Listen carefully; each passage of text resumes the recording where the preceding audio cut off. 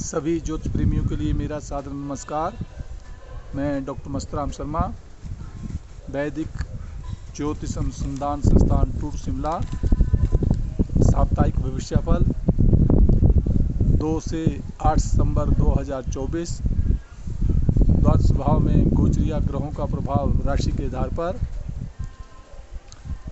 वृश्चिक राशि पर गुरु, मिथुन राशि पर मंगल,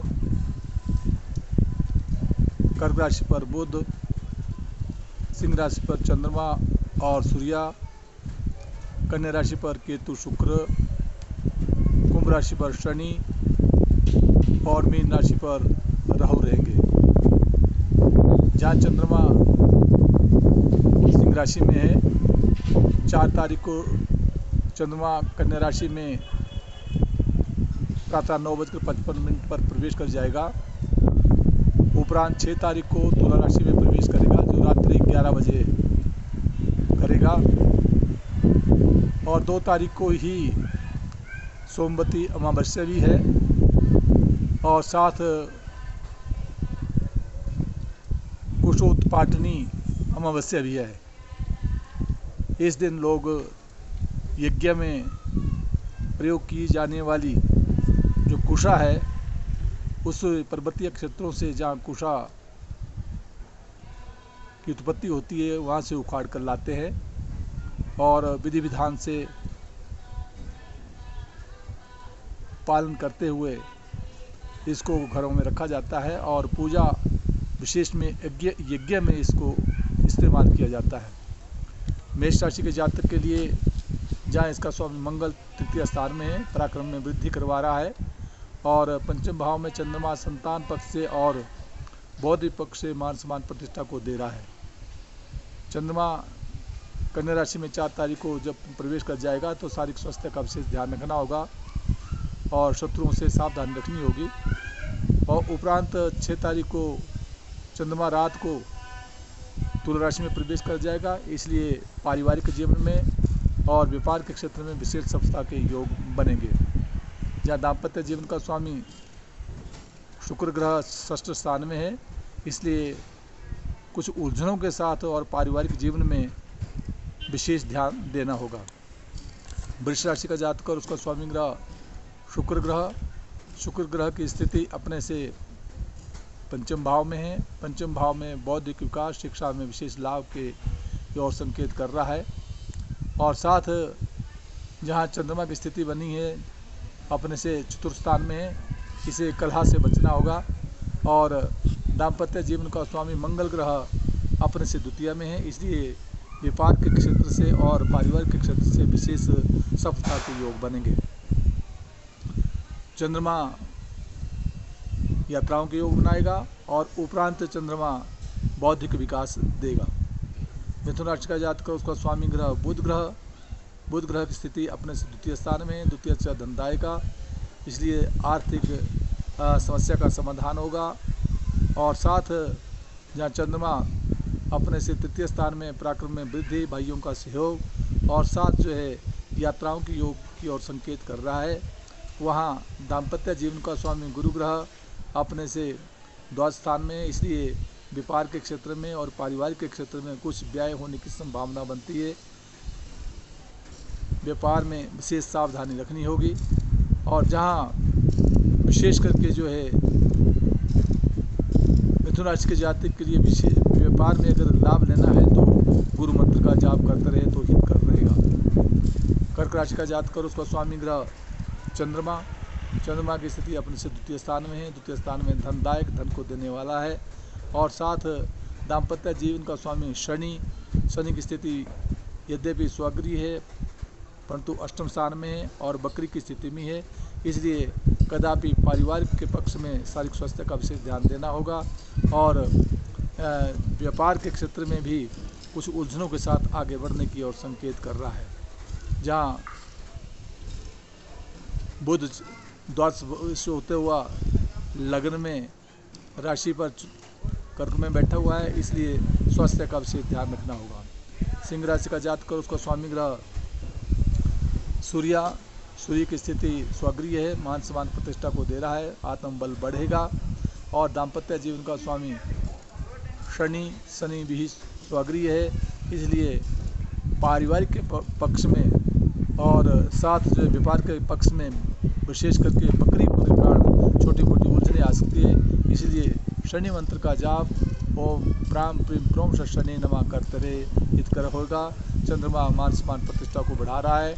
उपरांत कर्क राशि में कन्या राशि में जब प्रवेश कर जाएगा तो धन का आगमन होगा, और जब तुला राशि में प्रवेश करेगा तो उसके उपरांत कहीं यात्राओं के और संकेत कर रहा है।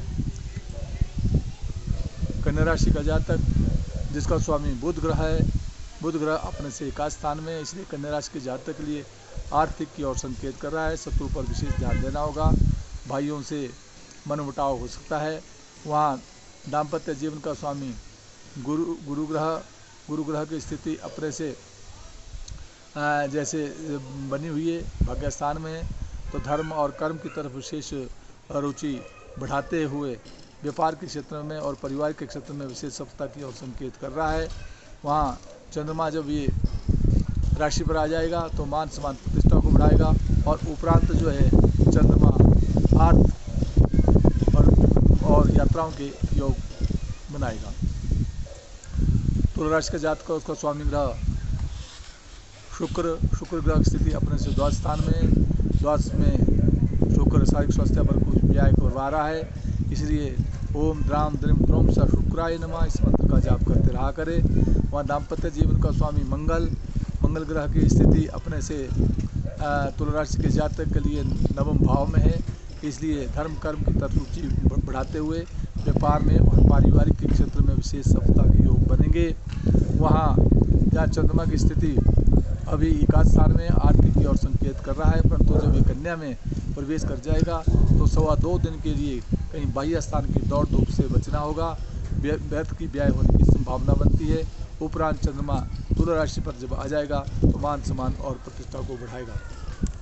वृश्चिक राशि का जातक उसका स्वामी ग्रह चंद्रमा मंगल, तो मंगल की स्थिति जहाँ वर्तमान में बनी हुई है, अभी मंगल अपने से अष्टम में है, इसलिए अष्टम में मंगल जो है शारीरिक स्वास्थ्य के लिए कुछ चिंता देता है। स्वास्थ्य का विशेष ध्यान रखना होगा, रोग से बचना होगा।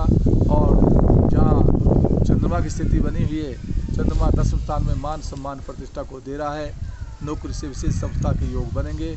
उपरांत कन्या में राशि प्रवेश करने पर जो है आर्थिक लाभ का मिलेगा, और जब तुला राशि में प्रवेश कर जाएगा तो 2.25 दिन के लिए विशेष कर के लिए वृश्चिक राशि के लिए शारीरिक स्वास्थ्य का विशेष ध्यान रखना होगा, शरीर पर व्याय होने की संभावना बनती है। धनु राशि का जातक उसका स्वामी ग्रह गुरु ग्रह की स्थिति जैसे अपने से षष्ठ स्थान में, इसलिए धनु राशि के जातक के लिए अपने शारीरिक स्वास्थ्य का विशेष ध्यान रखना होगा।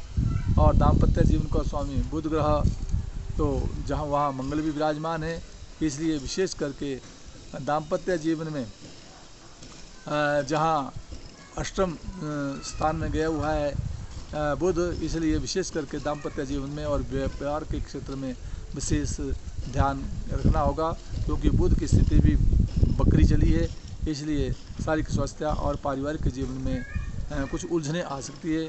उनके निराकरण करने के लिए बुध मंत्र का जाप करते रहे हितकर रहेगा। मकर राशि का जातक उसको स्वामी ग्रह शनि अपने से द्वितीय स्थान में है, द्वितीय धनदायिका, परंतु बकरी की स्थिति में है, इसलिए शारीरिक स्वास्थ्य और अर्थ की और कुछ संकीर्णता बनी रहेगी, उसमें विशेष ध्यान देना होगा।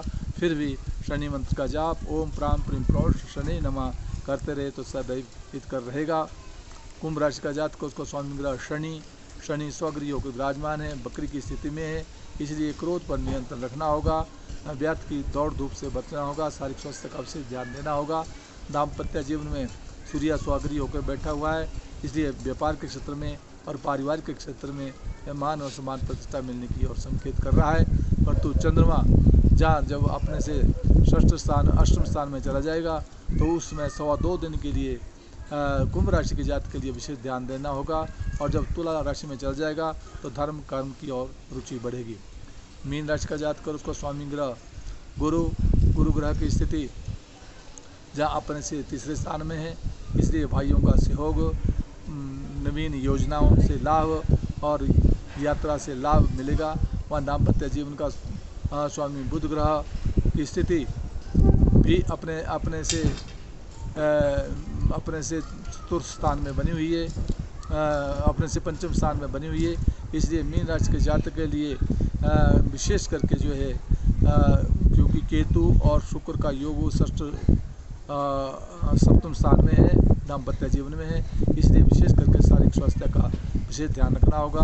परंतु संतान पक्ष से मान सम्मान और प्रतिष्ठा बढ़ेगी, मीन मित्रों का सहयोग मिलेगा और दाम्पत्य जीवन का परिपूर्ण सुख मिलेगा। जिन जिन भावों का जो स्वामी बनता है उस मंत्र का जाप करते रहे, सदैव मित्र होगा। जय हिमाचल, जय भारत।